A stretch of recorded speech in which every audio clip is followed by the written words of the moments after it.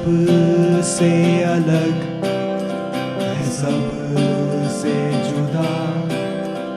سنو ایک نئی آواز,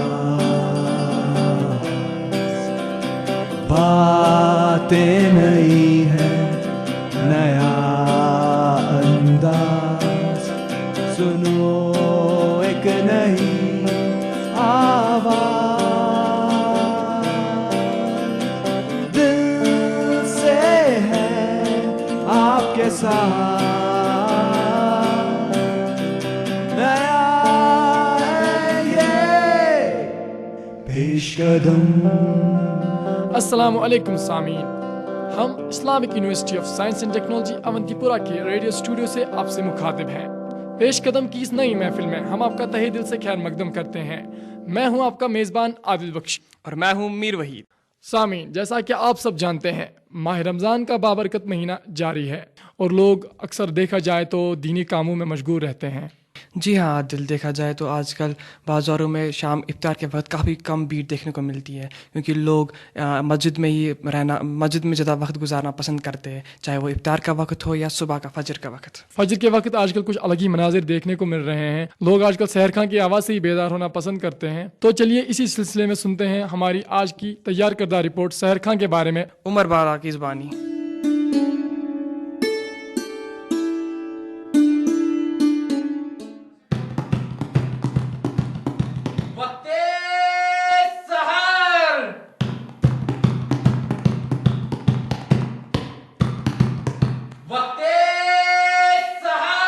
پرانے دور میں سحری میں اٹھنے کے لیے ہمارے پاس گڑیاں نہیں تھی, اور ایک شخص آتا تھا جو اپنے وقت سحر کی پکار سے سب کو جگاتا تھا. سحری کے ٹائم میں نے سنا تھا ایک آدمی آتا تھا, وہ ڈفلی بجاتا تھا. جب یہ ماہ رمضان ختم ہو جاتا تھا تو اس ٹائم وہ کچھ لیتا تھا, اناج لیتا تھا یا پیسے لیتا تھا. تو یہ ٹرینڈ تھا, لیکن یہ ٹرینڈ اب چینج ہو چکا ہے پوری طرح سے.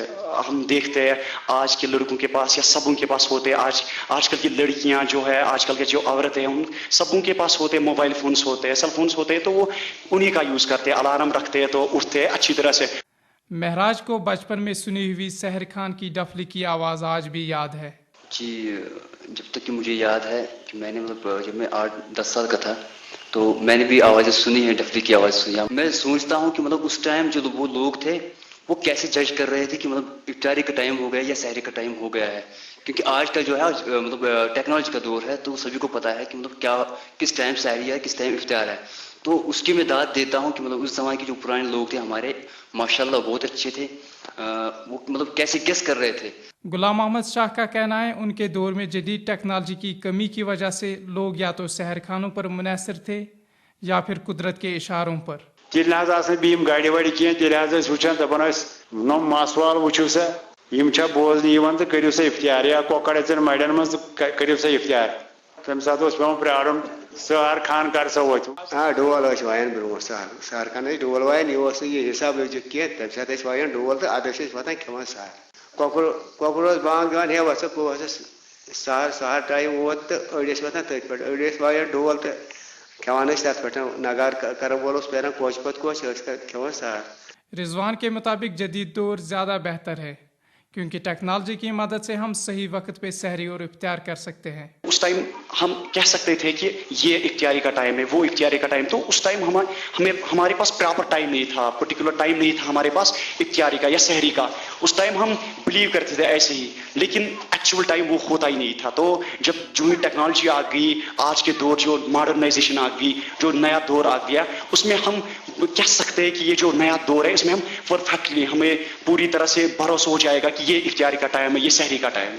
اس کے علاوہ پرانے زمانے میں افطاری کے بعد عورتوں کی چھوٹی چھوٹی ٹولیاں مختلف گھروں میں جمع ہو کر رف کیا کرتی تھی. افطار کران, چائے چون, بت کھان, پتہ سیر نماز پڑھان, پتہ سیر رو کران. گانٹس 2 گانٹن کران, پنہ تۄگجہِ پنس آنگنس دہ بابس زنان پنس آنگنس مز کران, بیون پنہ محلچہِ زنان. گانٹس 2 گانٹن کران, 12 بجن تام کران. اصل پہ انان تمہ سۭتۍ مسیان تہ نا, اصل پٲٹھۍ تہ گنٛدان کران. یا آب انان دوٗرِ پٮ۪ٹھ, یاربل کھالان, دربار کران.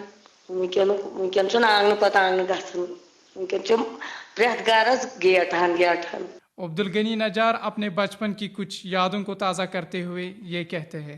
برونٹ افطار کریو چائے وائے چے بت کھیو درائے پتہ بڑس گژھان نماز یا شرس گژھان زنان کران پرٛٮ۪تھ کُنہِ آنگنس منٛز رو 10-15 زنان پتہٕ ٲسۍ أسۍ گِنٛدان تِمن ٲسۍ کورِ تہِ لڑکہٕ تہِ ٲسۍ آسان أسۍ ٲسۍ گِنٛدان اصل پٲٹھۍ ہُم ٲسۍ بچہِ زنان کران رو أسۍ ٲسۍ گژھان یِمن گنٛڈ کرنہِ لڑکہٕ پتہٕ پٔتۍ کِنۍ یِمن پھٕژن ٲسۍ پیوان گنٛڈ کٔرِتھ ییٚلہِ تِم دورٕ ٲسۍ ژٹان أسۍ دپان اَسہِ کِتھ پٲٹھۍ اوس کران یِہوے جوکا أسۍ تتہِ.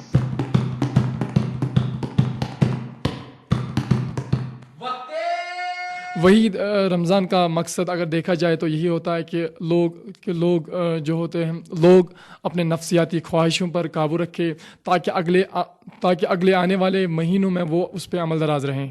عادل، نفسیاتی خواہش پہ قابو کرنا تو ضروری ہے لیکن ساتھ ہی میں اپنی صحت کا بھی خیال رکھنا چاہیے. جی ہاں وہی یہ بات صحیح ہے. تو چلیے اسی سلسلے میں جانتے ہیں ڈاکٹر زاہدہ سے کہ سحری کے وقت کون سی غذا ہوتی ہے صحت کے لیے مفید.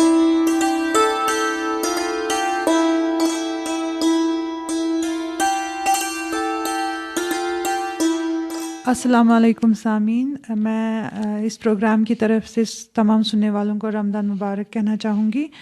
جیسے کہ ہمیں پتہ ہے کہ رمضان ہر مسلمان کے لیے ایک اسپیشل وقت ہوتا ہے اور میں یہ دعا کرتی ہوں کہ جو فیلنگس اور لیسنس ہم اس میں ایکسپیرئنس کرتے ہیں وہ ہمارے ساتھ پورے سال بھر رہیں. آج میں آپ کو سحری کے بارے میں تھوڑا سا کچھ بولوں گی کہ ہم جو آج کل ہمیں پتہ ہے کہ روزے سمر میں ہیں، موسم گرما میں ہیں، دن بھی بڑے ہیں اور گرمی بھی اچھی خاصی ہے. ہیلدی سحری کے لیے ہمیں ایک تو پانی اچھے خاصے مقدار میں لینا چاہیے. دوسرا یہ کہ جو ہم کھانا کھائیں کہ اس میں پروٹین اور کاربوہائیڈریٹ کا کنٹینٹ اچھا خاصا ہو. جیسے کہ ہم انڈے لے سکتے ہیں، اوٹ لے سکتے ہیں، چکن لے سکتے ہیں، بنانا، ہنی لے سکتے ہیں، اولیو آئل لے سکتے ہیں. غرض میرا یہ ہے کہ جو بھی ہم کھانا لیں اس میں پروٹین اور کاربوہائیڈریٹس کی اچھی خاصی مقدار ہو. اس کے علاوہ ہمیں فریش فروٹس یا فائبرس ویجیٹیبلز بھی لینی چاہیے. دوسرا یہ جو خاص بات میں بولوں گی کہ سحری کے ٹائم ہمیں کچھ چیزیں اوائڈ کرنی ہیں، جیسے وہ چیزیں جن میں نمک زیادہ ہو، کیونکہ اگر نمک کی مقدار کھانے کی چیز میں زیادہ ہو تو اسے پیاس بھی لگ سکتی ہے اور ڈیہائیڈریشن کے چانسز بھی زیادہ ہے. جیسے کہ کینڈ میٹ ہوتا ہے یا ہم جو روٹی لیتے ہیں اس میں نمک کی مقدار زیادہ ہوتی ہے، وہ یوزولی ہمیں اوائڈ کرنا چاہیے. فوڈ جو ہے ہمیں جو کھانا ہم یوزولی یہاں پہ کھاتے ہیں وہ اوائڈ کرنا چاہیں گے کیونکہ اس کی وجہ سے ہارٹ برن یا انڈائجیشن کی پرابلم ہوتی ہے.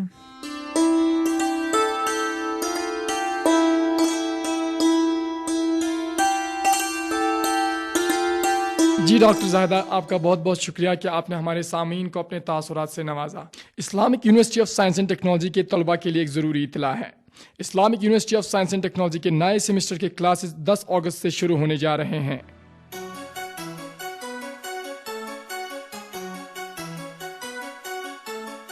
آج کل کا دور مقابلے کا دور ہے اور اس مقابلے کے دور میں آپ کے پاس نئی ٹیکنالوجی کی جانکاری اور اچھے کمیونیکیشن سکلز ہونا لازمی ہے. کیا آپ کے پاس ہے وہ ہنر جو اس دور میں آپ کو کامیابی دے سکتا ہے؟ پریشان نہ ہو، ہم آپ کی مدد کرنے کے لیے حاضر ہیں. کمیونٹی ریڈیو کلب اونتی پورہ آپ کو ایک ایسا موقع فراہم کر رہا ہے جس کا فائدہ اٹھا کر آپ اس مقابلے کے دور میں برتری حاصل کر سکتے ہیں. آپ سیکھ سکتے ہیں جدید audio editing soft where, sound systems اور کمپیوٹرز کے بارے میں. عام طور پر یہ سب سیکھنے کے لیے آپ کو بھاری فیس ادا کرنی پڑتی ہے، لیکن ہم آپ کو یہ سب سکھا سکتے ہیں بالکل مفت. جی ہاں، بالکل مفت. نہ صرف اتنا، کمیونٹی ریڈیو آپ کے کمیونیکیشن سکلز کو بھی نکھارتا ہے اور پرسنالٹی ڈیولپمنٹ میں آپ کی مدد کرتا ہے. تو دیر کس بات کی، رابطہ کیجیے کمیونٹی ریڈیو کلب اونتی پورہ سے. ہمارا studio Islamic University of Science and Technology Awantipora میں واقع ہے. عادل، جہاں بڑوں کی بات کرے وہ تو اس مہینے میں دینی کاموں میں مشغول رہتے ہی ہے، لیکن وہی چھوٹے بچے بھی پیچھے نہیں رہتے. جی ہاں وحید، آپ نے صحیح فرمایا کہ بچے بھی اپنی ان دینی کاموں سے پیچھے نہیں ہوتے. اسی سلسلے میں اننت ناگ کے کیٹ اسکول سے کچھ بچے ہمارے اسٹوڈیو میں آئے تھے اور انہوں نے اپنی آواز میں ایک نعتیہ کلام پیش کیا، تو اپنے سامعین کو اسی نعتیہ کلام سے فیضیاب کراتے ہیں.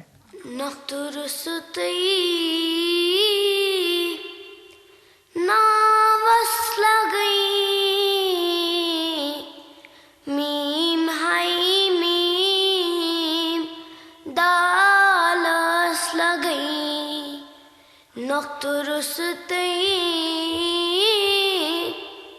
ناوس لگئی میم ہائی میم دالس لگئی باکمالو کمالس لگئی میم ہائی میم دالس لگئی تھود بزر چون صلی اللہ تھود بزر چون صلی اللہ لامثالو مثالس لگئی میم ہائی میم دالس لگئی از چھ عالم پران لا الہ الا اللہ از چھ عالم پران لا الہ الا اللہ تت خدائی خیالس لگئی میم ہائی میم دالس لگئی باکمالو کمالس لگئی میم ہائی میم دالس لگئی شرم نیرم یہ لے وفا شرم نیرم یہ لے وفا عرب کے استاد چانس راجس لگئی میم ہائی میم دالس لگئی باکمالو کمالس لگئی میم ہائی میم دالس لگئی تہندی نال ماس پیوگا تہندی نال ماس پیوگا خوش روئی تا خوش رویس لگئی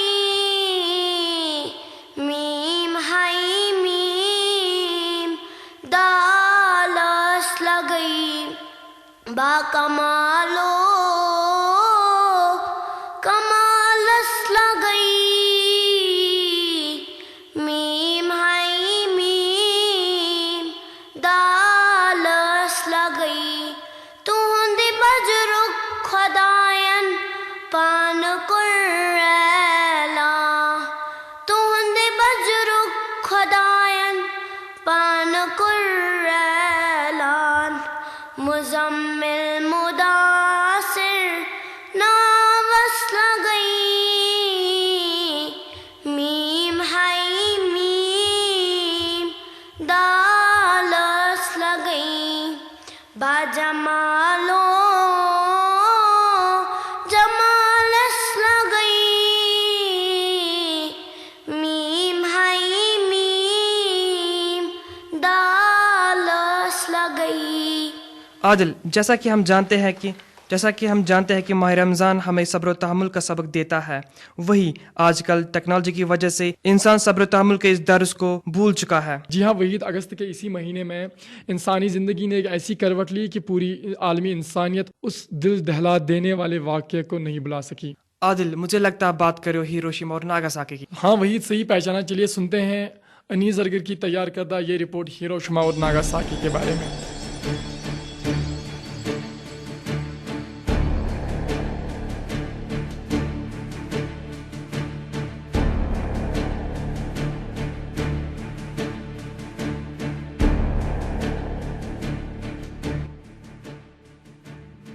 آج ہم بات کریں گے تاریخ میں ڈالے گئے ایک ایسے سنگ کی جو کہ نہ صرف انسانیت کے دائرے سے باہر تھا بلکہ اس کی وجہ سے انسانیت پہ ایک ایسا زخم لگا جو آج بھی نہیں بھر پا رہا ہے۔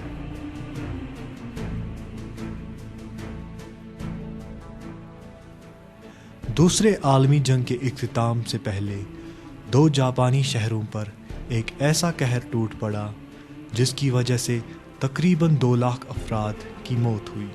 6 اور 9 اگست 1945 کو امریکہ نے ہیروشیما اور ناگاساکی پر ایٹم بم گرائے۔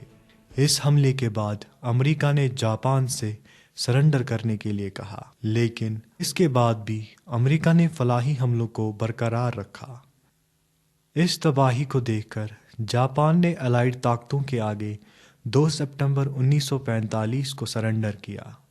ان شہروں پر ایٹم بم ڈالنے کا فیصلہ امریکہ کے صدر ہیری اسٹرومن کا تھا۔ امریکہ کی اور سے کیے گئے ان حملوں میں زیادہ تر لوگوں کے مرنے کی وجہ نیوکلیئر بم سے نکلنے والی ریڈیشن سے ہونے والی جلن تھی۔ کئی لوگ ملبے کے نیچے دب جانے کی وجہ سے بھی ہلاک ہوئے۔ اس کے علاوہ ان دھماکوں کی وجہ سے تقریباً 13 اسکوائر کلومیٹرز تک کے فاصلے تک لگ بھگ 70,000 عمارتیں تباہ ہو گئی اور خالی 6,180 عمارتیں بچ گئی۔ جاپان پر ہونے والے اس حملے کی مذمت دنیا بھر میں جاری ہے کیونکہ نیوکلیئر بمز کے ہونے والے اثرات آج بھی وہاں پیدا ہونے والے نوزائیدہ بچوں میں دیکھنے کو ملتے ہیں۔ آج بھی ایٹامک بم سے اثر پذیر ہونے والے لگ بھگ 2 لاکھ سے زائد افراد جاپان میں موجود ہیں۔ یوں تو جاپان اس حملے سے دفاعی سطح پر کافی پچھڑ گیا، لیکن جنگ کی تباہی کو دیکھ کر معاشی سطح پر انہوں نے کافی ترقی کر لی۔ آج جاپان دنیا میں ایک ترقی یافتہ ملک کا درجہ رکھتا ہے۔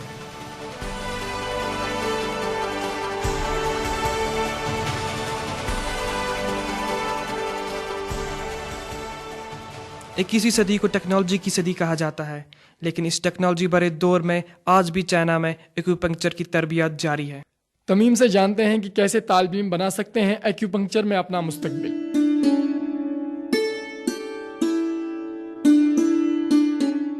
چائنیز ایکوپنکچر کشمیر میں پہلی 2 دہائیوں سے متعارف ہے اور مریضوں کی خاصی تعداد اپنے امراض کا علاج، خصوصاً جوڑوں سے متعلق امراض کا علاج کرانے کے لیے چائنیز ایکوپنکچر سے مستفید ہوتی ہیں۔ اسی حوالے سے ہم نے مزید تفصیلات جاننے کے لیے بٹمالو میں مقیم ایک ایکوپنکچر کلینک کا دورہ کیا۔ ڈاکٹر صوفی محمد اشرف، جنہوں نے چائنیز ایکوپنکچر میں ایک صنعت یافتہ ڈگری حاصل کی ہے، اس بارے میں ہم سے ہم کلام ہو رہے ہیں۔ ڈاکٹر صاحب، پیش قدم کے ہیلتھ سیگمنٹ میں آپ کا خیر مقدم ہے۔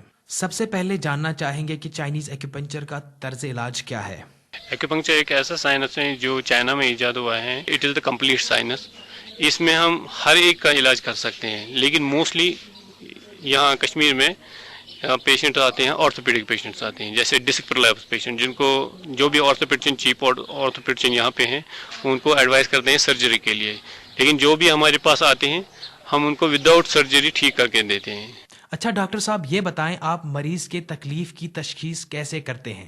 جب پیشنٹ ہمارے پاس آتا ہے تو پیشنٹ کو ہم پہلے انسپیکشن کرتے ہیں، یہ ویژول انسپیکشن بھی کرتے ہیں، آسکلٹیشن بھی کرتے ہیں، آلفیکشن بھی کرتے ہیں، اس کا فیشل جو کمپلیکشن ہے اس کو بولتے ہیں فیشل ڈائگنوسس۔ فیشل ڈائگنوسس اس میں چائنیز فلاسفی میں فیشل ڈائگنوسس مسٹ ہیں۔ تو جب پیشنٹ ہمارے پاس آتا ہے ہم اس کو پہلے ہی ریڈ کر لیتے ہیں کہ اس کو پرابلم کیا ہونی چاہیے۔ اس کے بعد ہم اس کو کرتے ہیں ویژول انسپیکشن۔ جیسے ابھی کوئی ڈسک پرولیپس پیشنٹ آئے گا تو اس کو ہم کاٹ پہ لیتے ہیں، بیڈ پہ لٹاتے ہیں پرون پوزیشن میں، انہیں الٹا لے کے، تو پھر ہم اس کو انڈیکس فنگر جو ہمارے ہاتھ ہوتے ہیں، ان کو جو یہ فنگر ٹپس ہوتے ہیں ان کو بولتے ہیں ہم چائنیز میں میجک بٹنز۔ ان میجک بٹنز سے ہم کیا کرتے ہیں، اس کے جو ورٹبرا ہے، ورٹبل کالم ہے، اس کو اوپر سے لے کے نیچے تک ہم ٹچ کرتے ہیں، تو ہم کو اس سے پتہ چلتا ہے کہ ڈسک کہاں پہ ہیں، تو اس کو ڈیٹیکٹ کرنے کے بعد ہم اس کو پھر ٹریٹمنٹ سٹارٹ کرتے ہیں۔ اشرف صاحب، جاننا چاہیں گے کہ اس علاج کو کارگر ہونے میں کتنا وقت لگتا ہے؟ پیشنٹ کو چیک کرنے کے بعد پیشنٹ کو یہ بتاتے ہیں ٹائم ڈیوریشن بھی، آپ کو جیسے 1 مہینے لگے، پھر اپ ڈاؤن ہوتا ہے، جیسے 10 دن زیادہ لگے یا 15 دن زیادہ لگے، وہ میٹر نہیں کرتا ہے، میٹر کرتا ہے پیشنٹ کو ٹھیک ہونے کے لیے पेशेंट को ठीक, वी वांट, तो पेशेंट को हमको ठीक करना है, ये नहीं देखना। अगर पेशेंट को हम बताएंगे 1 महीना 1.5 महीना लगता है और उसको फिर 15 दिन और लगेंगे, इसमें कोई हर्ज नहीं, उसका कोई जाता नहीं है, वो पूरा ठीक हो जाएगा।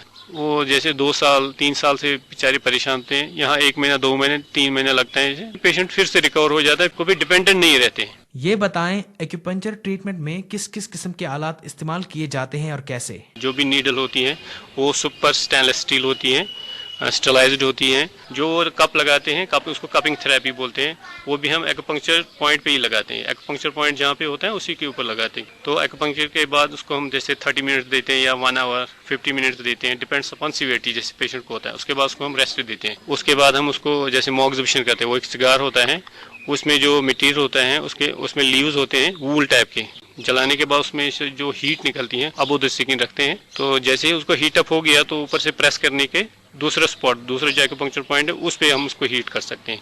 तो उससे क्या अंदर की जो स्वेलिंग है या समझ लो इन्फ्लेमेशन है, पेन है, वो खत्म हो जाता है। डॉक्टर साहब, आखिर में इस चीज की वजाहत करें, एक्यूपंक्चर इलाज से मरीज को क्या फायदे हासिल होते हैं? जो भी आज तक जैसे कोई पेशेंट आता है उसने जितनी भी मेडिसिन खाई होती है, जैसे 5 साल 10 साल ऐसे बहुत सारे पेशेंट्स हैं, उनके बॉडी में जो साइड इफेक्ट उन मेडिसिन का रहता है ये उसको भी एक्सट्रैक्ट करता है और बॉडी को बूस्ट करता है। और मेटाबॉलिक एक्टिविटी जो खत्म हो जाती है पेशेंट को ट्रीटमेंट से, जैसे मेडिकेशन से, किसी से भी प्रॉब्लम से भी, जो उसके अंदर एलिमेंट होता है, डिजीज होती है, उससे उसकी जो बॉडी की एक्टिविटी है, मेटाबॉलिक रेट जो डाउन हो जाती है, जो एक्यूपंक्चर है वो बूस्ट करता है और मेटाबॉलिक रेट बढ़ाता है। ऐसे बहुत सारे फायदे हैं एक्यूपंक्चर के। डॉक्टर साहब, पेश कदम से बात करने का आपका बहुत बहुत शुक्रिया।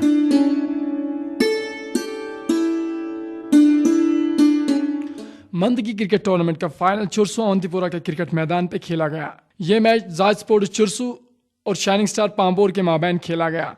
जायद स्पोर्ट्स चुरसू ने पहले टॉस जीतकर पहले बैटिंग करने का फैसला किया और ये फैसला उनका सूदमंद साबित हुआ जब उन्होंने मुकर्ररा 30 ओवर्स में 153 रन बनाए। जवाब में शाइनिंग स्टार पांपोर ने यह हदफ 29वें ओवर में हासिल किया और उनके सिर्फ 6 खिलाड़ी आउट हुए और शाइनिंग स्टार पांपोर ये मैच 4 विकेट से जीत गया। इस मैच के मर्द मैदान रहे अजहर और इस टूर्नामेंट का man of the series Ejaz हासिल किया अशफाक ने इस टूर्नामेंट में कुल 214 रन बनाए, जिनमें 1 सेंचुरी और 1 निसफ सेंचुरी भी शामिल है।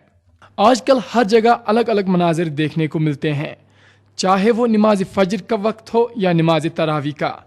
लोग अलग अलग तरह के दीनी तकारीबों और मजालिसों का इनेकाद करते हैं ताकि इंसान पूरे जज्बे व एतमाद से अपने अंदर हुब्बे रसूल पैदा करे और इन्हीं तकारीबों और मजालिसों का अहम हिस्सा होता है नात ख़्वानी। अवंतीपुरा के अबरार और हक पेश करेंगे एक नाते कलाम।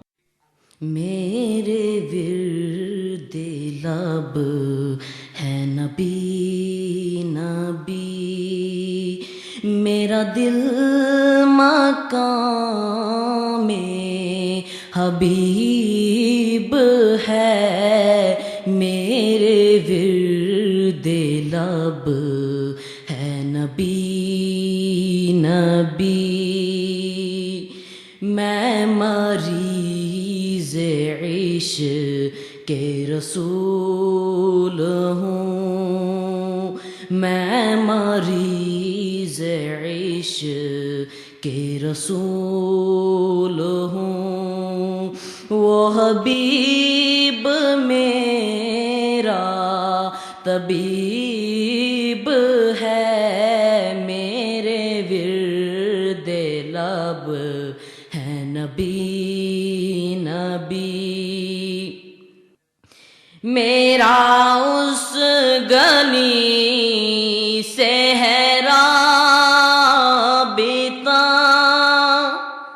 मेरा उस गली से है राबिता, जहाँ सर झुकाते हैं अंबिया, जहाँ रहमतों का नुज़ूल है, जहाँ रहमतों का नुज़ूल है। वो जो अर्श हक के करीब है, मेरे विर्दे लब है नबी नबी।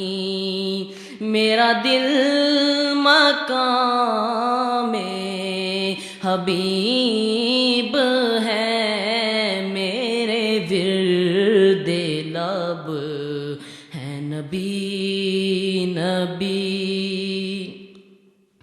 میں بڑا امیر و کبیر ہوں، میں بڑا امیر و کبیر ہوں، شاہ دوسرا کا سیر ہوں. در مصطفیٰ کا فقیر ہوں، در مصطفیٰ کا فقیر ہوں. میرا رفعت میں نصیب ہے، میرے ورد لب ہے نبی نبی. میرا دل مقام حبیب ہے، میرے ورد لب ہے نبی. آئے دن ہمیں آپ کے کئی سارے ای میلز موصول ہوتے ہیں. ایسا ہی ایک ای میل پچھلے ہفتے لکھا تھا بشیر احمد جعفری نے. انہوں نے ہم سے پوچھا تھا کہ کیا ناخن کاٹنے کی وجہ سے الو کشمیر سے غائب ہوئے. جی جعفری صاحب، اس حوالے سے ہم نے بات کی جنوبی کشمیر فارسٹ کنزرویٹر منظور احمد ٹاک سے. منظور احمد ٹاک کا کہنا ہے کہ الو کی تعداد کشمیر میں کم اس لیے ہوئی ہے کیونکہ ان کی فوڈ چین ڈسٹرب ہو چکی ہے. ان کا یہ بھی کہنا ہے کہ الو زیادہ تر مرغیاں اور چوہے کھانا پسند کرتے ہیں، لیکن یہ دو چیزیں اب آسانی سے نہیں ملتی ہیں کیونکہ لوگوں کا رہنے سہنے کا ڈھنگ اب بدل چکا ہے. اس کے علاوہ منظور احمد کا یہ بھی ماننا ہے کہ الو کشمیر سے غائب نہیں ہوئے ہیں بلکہ ان کی تعداد کشمیر میں کم ہو چکی ہے. آپ فیس بک پہ ہیں؟ ہم بھی ہیں. پیش قدم کا فیس بک پہ اپنا ایکسکلوسیو پیج ہے. آپ اس پیج کو جوائن کر سکتے ہیں اور اہم مسئلوں پہ تذکرہ کر سکتے ہیں. اس کے علاوہ اگر آپ پیش قدم کے پچھلے شمارے نہیں سن پائے یا آپ انہیں دوبارہ سننا چاہتے ہیں تو آپ اس پیج پر وہ سب سن سکتے ہیں. تو آپ سے ملاقات ہوگی پیش قدم کے پیج پہ. پیش قدم کی گھڑی اشارہ کر رہی ہے آپ سے اجازت لینے کی. پیش قدم کا یہ شمارہ آپ کو کیسا لگا ہمیں ضرور بتائیے گا. ہمارا پتہ ہے پیش قدم، department of journalism, Islamic University of Science and Technology, Awantipora. یا آپ ہمیں ای میل بھی کر سکتے ہیں. ہمارا ای میل آئی ڈی ہے پیش قدم PESHKADAM@gmail.com. تو اسی کے ساتھ دیجیے اپنے میزبان عادل بخشی اور میر وحید کو اجازت. خدا حافظ. سب سے الگ ہے، سب سے جدا، سنو ایک نئی آواز، باتیں نئی ہیں، نیا انداز، سنو ایک نئی آواز، دل سے ہے آپ کے ساتھ.